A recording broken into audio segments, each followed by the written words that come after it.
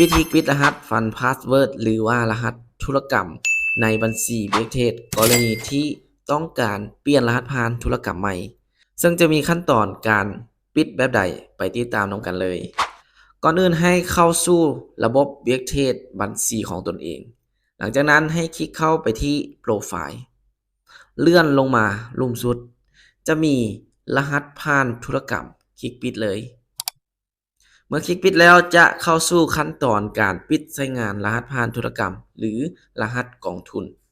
ห้องที่1ป้อนรหัสเข้าสู่ระบบเบรกเทรดเข้าไปห้องที่2รหัสยืนยันอีเมลคลิกเข้าไปที่ปุ่มสีเหลืองๆขวามือเลยหลังจากนั้นให้เข้ามาที่แอป Gmail